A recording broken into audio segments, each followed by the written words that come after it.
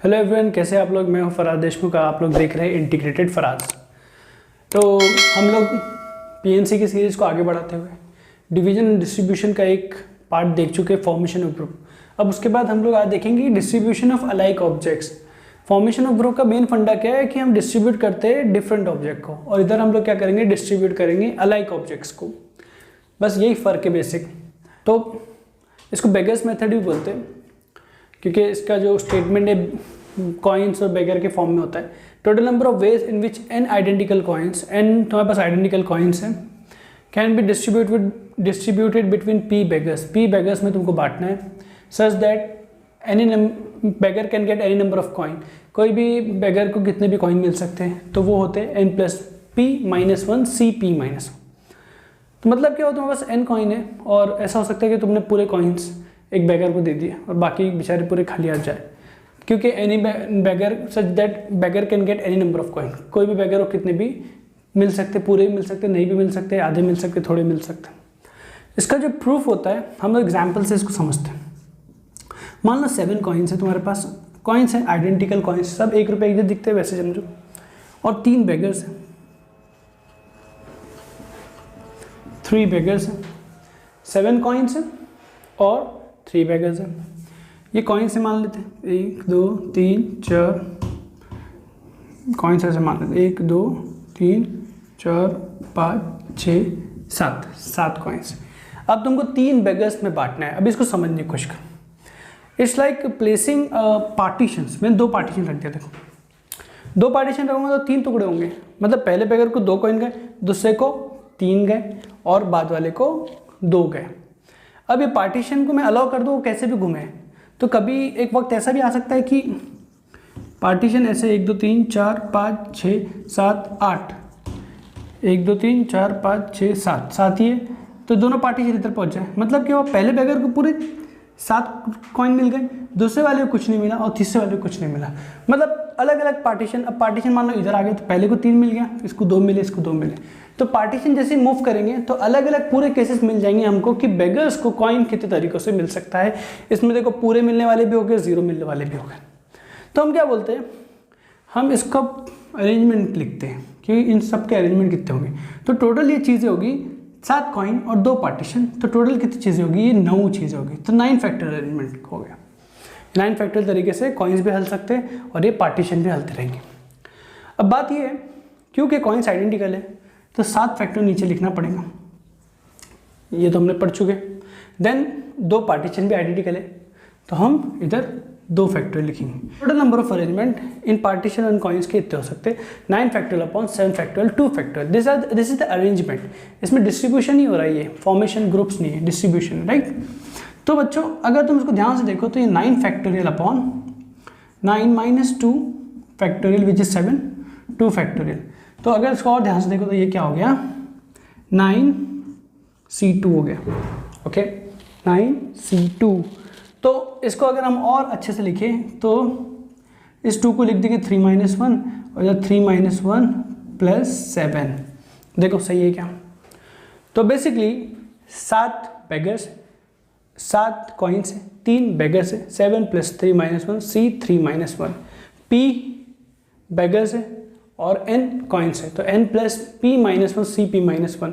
हर example के लिए ऐसे आएगा तो हम इसको एक जनरलाइज फॉर्म दे देंगे, ये रहेगा p बेगर्स है n कॉइन्स है। अब इसमें क्या हुआ, इसमें एक बेगर को कितने भी जा सकते, नहीं भी मिल सकते थे। अब एक और कंडीशन होती है कि हर बेगर को कम से कम 1 कॉइन मिले, तो इसी तरह से इसको भी प्रूव कर सकते हैं। वो n minus 1 C p minus 1 आता है, n minus 1 C p minus 1 आता है, ठीक है। ये दोनों फॉर्मूले हम डायरेक्ट याद करके यूज़ करेंगे। एक बात इसमें समझ लो कि ये जो मेथड है ना, ये नंबर ऑफ सॉल्यूशंस निकालने के भी काम में आता है। नंबर ऑफ सॉल्यूशन कैसे, number of, to be very precise, number of solutions. कौन सा सॉल्यूशन, नॉन नेगेटिव सॉल्यूशन। अब मैं नॉन नेगेटिव क्यों बोल रहा हूँ, क्योंकि मैं अगर पॉजिटिव बोलता ना, नॉन नेगेटिव इंटीग्रल ना, अगर मैं पॉजिटिव बोलता ना तो इसमें 0 नहीं आता, 1 आता, 2 आता। नॉन नेगेटिव बोलने का मकसद ये था कि पॉजिटिव भी रहे और 0 भी रहे। तो number of non negative integral solution भी देता है इस इक्वेशन के, x1 plus x2 plus x3 equal to 7।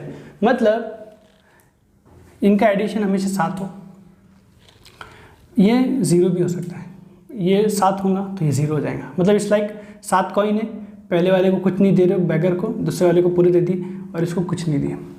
इसको 1 कॉइन दिए, इसको 2 कॉइन दिए, 3 कॉइन हो गए, 4 कॉइन इसको मिल गए। तो कितने तरीके हो सकते हैं। तो ये क्या हो गया, ये चीज़ और ये एक ही बात है कि 7 कॉइन्स 3 बैगर्स में बांटना या 7 x1 + x2 + x3 = 7 को सॉल्व करना, कितने सोल्यूशन होते हैं वो दोनों एक ही बात है। तो इसका आंसर भी क्या होता है, क्योंकि इसमें कंडीशन x1 > 0 से लेके 7 तक जा सकती है, x2 > 0 से लेके 7 तक जा सकती है, x3 क्योंकि मिनिमम 0 हो सकता है, 7 भी हो सकता है, और पे डिपेंडेंट क्या है, इनका एडिशन हमेशा 7 रहे।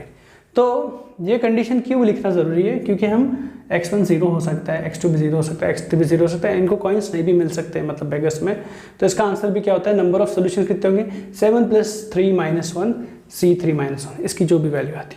तो बच्चों ये इसकी थियरी थी। चलो इस पर कुछ हम लोग एग्जाम्पल्स भी लेते हैं। तो बच्चों इस पर और क्वेश्चन देखते हैं, जैसे कि इसको देखो, नंबर ऑफ पॉजिटिव इंटीग्रल, मतलब कंडीशन क्या है कि पॉजिटिव चाहिए ना, और इंटीजर, पॉजिटिव इंटीजर पहला कौन सा होता है, 1 होता है, 0 थोड़ी होता है, राइट। तो x1 जो है 1 से बड़ा है, x2 भी 1 से बड़ा है, x3 भी 1 से बड़ा, और लिमिट तो मैक्सिमम 7 जाएगा, 7 भी नहीं जाएगा, बेसिकली 5 जाएगा, क्योंकि ये दोनों 1 1 होंगे तो इसको 5 बना पड़ेगा, तो मिनिमम 5 जाएगा। तो लोअर लिमिट से हमको लेना देना नहीं। तो अगर ये 0 0 0 होता तो मैं 7 + 3 - 1 C3 - 1 लास्ट क्वेश्चन जैसा कर देता, लेकिन ये 1 से बड़ा है। तो मैं क्या करता हूँ, देखो मैं इस 1 को इधर लेके आ जाता हूँ और > 0 बना देता हूँ तीनों को, ओके। फिर मैं बोलता हूँ ये जो है ना, ये इस टर्म को कैपिटल X1 मान लेता हूँ। मतलब कैपिटल X1 है क्या, x1 - 1 है, स्मॉल x1 - 1, और इसको कैपिटल X2 मान लेता हूँ और इसको कैपिटल X3 मान लेता हूँ। तो कैपिटल X3 बेसिकली क्या है, x3 - 1। तो बच्चों बात क्या है कि हमारा जो फॉर्मूला था इनके लिए था ना, इसके लिए तो नहीं था, > 0 के लिए था, क्योंकि बेगर्स के पास एनी नंबर ऑफ कॉइन्स आ सकते, नहीं भी मिल सकते। तो हम इस चीज़ को इसमें कन्वर्ट करेंगे। तो हमारा ओरिजिनल इक्वेशन क्या है, x1 + x2 + x3 = 7 है। अभी हमको कैपिटल X1 में लाना है, और कैपिटल X1 बेसिकली क्या है, x1 - 1 है। तो मैंने इधर क्या किया, -1 किया, इधर -1 किया, इधर -1 किया, और 7 - 1 - 1 - 1 किया, समझ गए, बोथ साइड -1 - 1 तो ये जो चीज़ है ना, ये कैपिटल X1 बन गया, ये कैपिटल X2 बन गया, और ये कैपिटल X3 बन गया, और ये क्या बन गया, 7 - 3 4 बन गया। अब ये जो है फॉर्मूले में बैठता है, क्योंकि capital X1 capital X2 capital X3 जो है वो > 0 है। तो क्या हो जाएगा, फॉर्मूले के हिसाब से n + p, p 3 है, n 4 है, n 4 है, p 3 है। तो फॉर्मूला क्या था, याद है ना आप लोग को, अभी थोड़ी देर पहले, n + p - 1 Cp - 1। तो 4 + 3 - 1 C3 - 1। तो बच्चों इस तरह से इसको सॉल्व करेंगे। देखो पहले हमने कन्वर्ट किए, फिर इसको सॉल्व किए। वैसे अगर तुम लोग थोड़ा ज़्यादा ध्यान दिए होंगे तो मैंने जब पिछले बोर्ड पे जब पढ़ाया था तो नीचे लिखा था कि n - 1 Cp - 1 for at least 1 coin अगर मिलना है। तो एटलीस्ट 1 कॉइन वाली केस है ना ये, कि कम से कम इनकी 1 वैल्यू हो। तो अगर तुम लोग को डायरेक्ट फार्मूला भी यूज़ करते n - 1, और वो डायरेक्ट क्या फार्मूला था, n - 1 Cp - 1। तो n तो अपना क्या है इधर, 7 - 1 C3 - 1। तो बच्चों देखो इनकी दोनों की वैल्यू सेम ही है। मतलब ये मैंने इतनी मेहनत क्यों कराया, क्योंकि ये मेथड से दूसरे और क्वेश्चन सॉल्व हो जाते। ये फॉर्मूला लिमिटेड है एटलीस्ट 1 के लिए बस। जैसे कि अगर तुम उस क्वेश्चन को देखो, ये एटलीस्ट 1 कम से कम 1 है, एटलीस्ट 2 भी है इधर, और एटलीस्ट 3 भी, तो ये फॉर्मूला वैलिड नहीं होगा, n - 1 Cp - 1। तो हम लोग प्रॉपरली जैसे इसको किए वैसे इसको सॉल्व करेंगे। वैसे काफ़ी तुम बच्चों, इन लोग सब बच्चे इसको सॉल्व कर लेंगे, वैसे आसान है चीज़। मैं फटाफट लिखता हूँ। तो हम लोग क्या करेंगे, इसको इधर लेके आ जाएंगे। तो ये क्या हो जाएगा, x1 - 1 > 0। इसको इधर लेके आ जाएंगे, x2 - 2 > 0, x3 - 3 > 0। ओके, इसको कैपिटल X1 मानेंगे, इसको कैपिटल X2 मान लेंगे, इसको कैपिटल X3 मानेंगे, सेम हम लोग जो उधर किए थे। अब इस इक्वेशन को capital X1 capital X2 capital X3 में कन्वर्ट करना है। तो ये x1 में -1 चाहिए, x2 में -2 चाहिए, x3 में -3 चाहिए, तभी मैं इनको capital X1 capital X2 capital X3 लिख सकता हूँ। तो इधर जो था 10 था, तो इधर -1 -2 -3 हो गया, तो बेसिकली 6 हो गया, और 10 माइनस 6 क्या हो गया, 4 हो गया, और ये क्या बन गया, capital X1 capital X2 capital X3। अब कैपिटल X1 ग्रेटर देन 0 है, कैपिटल X2 ग्रेटर देन 0 है, फॉर्मूला इज एप्लीकेबल। तो फॉर्मूला क्या है, n plus p minus 1 C p minus 1। तो नंबर ऑफ सोल्यूशन क्या रहेंगे, 4n प्लस पी 3 ही है, 3 minus 1 C 3 minus 1। This will be answer, this will the number of solution for this condition कि x1 हमेशा 1 से बड़ा रहे, और 1 भी हो सकता है, 2 से बड़ा है 2 भी हो सकता है, 3 से बड़ा रहे 3 भी हो सकता है। देखो बच्चों, और भी बहुत अच्छे अच्छे क्वेश्चन बन सकते हैं इस पर। जैसे कि अब तक इक्वालिटी में बात चल थी, इक्वालिटी, इनइक्वालिटी का क्वेश्चन आ गया कि x plus y plus z plus t greater than equal to 30। तो एक तो आम जिंदगी ये रहेंगी कि हम ऐसे केसेस लें कि x plus y plus z plus t equal to 0, x plus y plus z plus t equal to 1, x plus y plus z plus t equal to 2 and that goes on to 30। तो बहुत सारे case बनेंगे और वो कोई practical solution नहीं है। हालांकि वो भी सॉल्व करोगे तो आंसर आ जाएगा, क्योंकि वो भी एक सीरीज बन जाती है बाइनोमियल की। लेकिन हम लोग मेंटोर ज़िंदगी जीते, आम जिंदगी तो जीते नहीं है। तो हम लोग क्या करते हैं, देखो कि ये 4 बेगर्स है, इनको 30 रुपये मिलेंगे मैक्सिमम, 30 रुपये इनमें बढ़ जाएंगे। या तो मेरे पास 30 रुपये है, मेरे सामने 4 बेगर्स है, मेरा मूड हुआ मेरे को 30 रुपये बांट देना है, बांट दे 30 रुपये। या तो मेरा मूड हुआ नहीं यार मैं 30 रुपये नहीं बांटूंगा, मैं 1 रुपया खुद रख लेता हूँ और 29 रुपीज़ बांट दूंगा। तो x plus y plus z plus t equal to 29 का केस बन जाएंगे। या तो मैं बोला नहीं मेरे को 2 रुपये रखना है, फिर मैं 28 रुपये बांट दूंगा। तो x plus y plus z plus t equal to beggars में तो 28 रुपीज़ ही बट रहे, 2 रुपये मैंने रख लिया। तो पूरे केस वैस तरह से आते हैं। तो हम इसको सॉल्व कैसे करते हैं कि हम बोलते हैं ये चीज़ को अगर तुमको सॉल्व करना है तो एक काम करो कि एक फॉल्स बेगर उठा के रख दो। ये फॉल्स बेगर है, असली में तो नहीं है, हमने उसको इस इक्वेशन में लिख दी फॉल्स बेगर। अब ऐसा क्यों, क्योंकि ये फॉल्स बेगर को अगर 0 रुपीज़ मिले तो इनको 30 मिलेंगे, तो ये इक्वल टू 30 वाला केस बन जाएगा। फॉल्स बेगर को अगर 1 रुपया मिला तो इनको 29 मिलेंगे, तो ये इक्वल टू 29 वाला केस बन जाएगा। फॉल्स बेगर को पूरे 30 रुपीज़ मिल गए तो ये इक्वल टू 0 वाला केस बन जाएगा। तो मतलब एक फॉल्स बेगर इंट्रोड्यूस करने से हमको पूरे केसेस मिल जाते हैं लेस देन इक्वल टू 30 के। तो इसको एक बार और रिवाइज करके सुनना, रिवाइंड करके। तो बच्चों हमने फॉल्स बेगर डाल दिए, तो अब 5 हो गए। अब इन सब की कंडीशन क्या है कि नॉन नेगेटिव है तो 0 से बड़े, तो वो टेंशन नहीं है, डायरेक्ट फॉर्मूला लग सकता है, 1 से बड़ा 2 से बड़ा वाला केस नहीं। तो 30 plus 5 minus 1 C5 minus 1 plus P minus 1 CP minus 1. P are the number of beggars and N are the number of coins. Okay, ये बहुत ज़बरदस्त क्वेश्चन था। उसी तरह से अगर ऐसा क्वेश्चन होता है x1 plus x2 plus x3 plus 4x4 equal to 20 होता है, तो अभी तक क्या हो गया, नॉन नेगेटिव है, तो मतलब x1 तो 0 से बड़ा है, इसका टेंशन नहीं है, 20 तक जाएगा क्योंकि बाद 0 हो गए तो 20 हो सकते हैं। x2 0 से बड़ा है, 20 तक जाएगा। x3 0 से बड़ा है, 20 तक जाएगा। x4 क्योंकि 4x4 है, 0 तो हो सकता है लेकिन मैक्सिमम 5 ही जाएगा, क्योंकि जैसे ये 5 होगा तो ये 20 हो जाएगा। 20 से तो बड़ा हो नहीं सकता क्योंकि मिनिमम ये 0 जाएंगे, तो ये 20 से ऊपर नहीं हो सकता। मतलब 4x4 इज लेस देन 20, तो x4 इज लेस देन 5। तो बच्चों इस पर ना एक अलग सी कंडीशन आ गई, बाकी सब नॉर्मल थे, ये एबनॉर्मल हरकत किया इसने, 0 से 5 भी चले गया। तो हम लोग क्या करते देखो सोल्यूशन में, x1 plus x2 plus x3 को रहने देते और चले गए 220 माइनस 4x4। ओके, अब x4 0 होगा क्योंकि इंटीजर की बात है, 1 होगा, 2 होगा, 3 होगा, 4 होगा, 5 होगा। तो मैं बोलता हूँ पहला केस कि x4 अगर 0 होता है तो हम सॉल्व करते हैं x1 plus x2 plus x3 equal to 20 के लिए।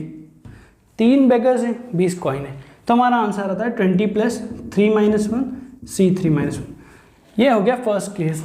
या तो x4 1 हो सकता है, तो क्या हो जाएगा हमारा दूसरा केस, क्या बन जाएगा x1 plus x2 plus x3 equal to 20 minus 4 which is 16। तो 16 कॉइन 3 बेगर्स में बांटना है, 16 प्लस 3 माइनस 1 C3 माइनस 1। या तो x4 2 करो, x4 3 करो, x4 4 करो, x4 5 करो, चलते रहेंगे कहानी, लास्ट में क्या आएगा x4 5 कर देंगे, तो ये 5 हो गया, तो 4 इंटू एक्स 5 20, 20 माइनस 20 0, तो हो जाएगा x1 plus x2 plus x3 equal to 0। तो 0 बेगर्स है, 0 कॉइन्स है, बेगर्स 3 ही है, 3 माइनस 1 एक ही केस रहेगा, मतलब 2C2 एक ही केस रहेगा, 0 0 0, तीनों को 0 रुपये मिलेगा और कुछ नहीं। तो लास्ट में क्या करेंगे, ये होगा या ये होगा या ये होगा वाली बात थी ना, तो इन सब के आंसर हम ऐड कर देंगे। मैंने बीच के नहीं लिखा, पूरे लिख के तुम लोग ऐड कर देना, वो फाइनल आंसर आएगा। इस पर एक और क्वेश्चन देंगे, जैसे कि बच्चों इसमें ना ऐसे टाइप के क्वेश्चंस भी उसी मेथड सॉल्व होते हैं कि number of integral solution of x y z तीनों के, जबकि उनका मल्टीप्लिकेशन 24 हो। तो दो तरीके इसके करने के, एक तो नॉर्मल तरीका है जो सबको समझ में आ जाएगा, और वो जो सेकंड तरीका है बहुत कम बच्चों को समझेगा। उम्मीद करते हैं सबको समझ, अच्छी बात है, लेकिन दो मेथड बता दूंगा, सबको समझने वाला मेथड तो पहला है ही। तो इसमें क्या हो रहा है, देखो मेथड 1 में अगर मैं बोलूँ कि x y z जो है 24 को ब्रेक कर दो, 3 इंटू 8 हो गया, 3 इंटू 2 क्यूब हो गया, मतलब प्राइम फैक्टर्स निकाल लिए। अब x जो है वो 3 रेज़ टू पावर a1 और 2 रेज़ टू पावर b1 का फॉर्म होगा, कि a1 0 होगा या 1 होगा, b1 0 होगा 1 होगा 2 होगा, या मैक्सिमम 3 होगा। उसी तरह से y जो है 3 raise to power a1 2 raise to power b1 होगा, z भी 3 raise to power a1 2 raise to power a2 होगा, b2 होगा, और ये a3 होगा और b3 होगा।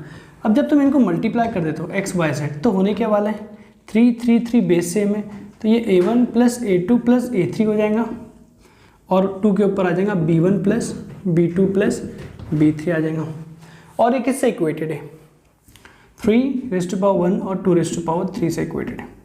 तो मालूम क्या पड़ा कि a1 a2 a3 पे कंडीशन क्या है कि उनमें से एट ए टाइम कोई एक ही 1 होगा, तो बाकी सबको 0 होना पड़ेगा।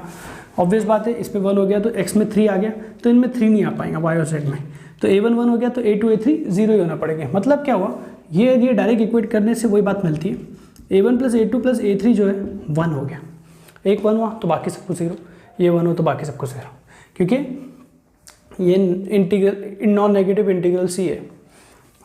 Then b1 plus b2 plus b3 equal to 3।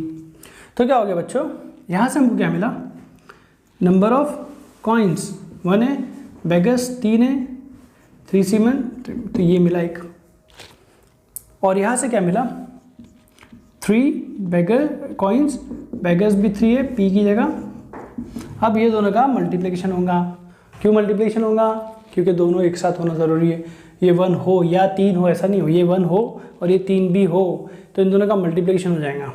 तो 1 1 कैंसिल हो गया, ये 3c2 हो गया, 3c2 इंटू 5c2 आंसर है। 3c2 क्या होता है, 3 ही होता है, और ये 5c2, ये आंसर आया हमारा। तो ये मेथड 1 है, जो इससे करोगे तो आंसर आ ही जाएगा।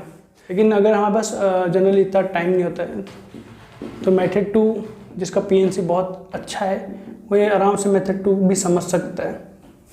कि समझो कि ये 3 है, ये 3 के पास x इधर जाए या इधर जाए या इधर जाए, तो 3 के पास सिर्फ 3 ऑप्शंस हैं, ठीक है, 3 चॉइसेस हैं। और 2 क्योंकि 3 2 है, एक 3 है लेकिन 2 तो 3 है, तो 2 आइडेंटिकल 2s मान लेता हूँ। मतलब ऐसा समझ लो कि मेरे पास 2-2 रुपये के कॉइन्स हैं और सामने 3 भिखारी बैठे हुए हैं, तो ऐसा हो सकता है कि तीनों x को ये भिखारी को पूरे कॉइन्स मिल जाए, ऐसा भी हो सकता है। तो 2 क्यूब इधर चल जाए, इधर 2 raise to power 0 2 raise to power 0। तो ये ऐसे सोचना है कि 3 2 है, 3 2 के कॉइन्स है,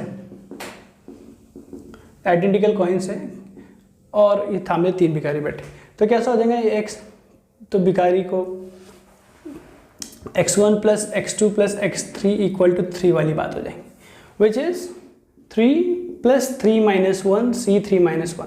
यहाँ से 3 मिला और यहाँ से ये मिला, ये 3 के लिए था, और ये 2 क्यूब का 2 2 2 3 2 के कॉइन्स 3 जगह हम भेज सकते, 3 बेगर्स को दे सकते। तो ये क्या हो जाएगा 3 इंटू आंसर आ जाएगा 5c2। तो ये दोनों एक ही चीज़ है, वैसे इसी पे थोड़ा फास्ट कर दिया हमने। ऐसे क्वेश्चंस भी इससे बन जाते हैं और बहुत वैरायटी बनती है, लेकिन इस वीडियो में इतना काफ़ी है। और एक क्वेश्चन ऐसा लेंगे जिसमें पूरे कॉन्सेप्ट वापस आए नेक्स्ट वीडियो में। Thank you.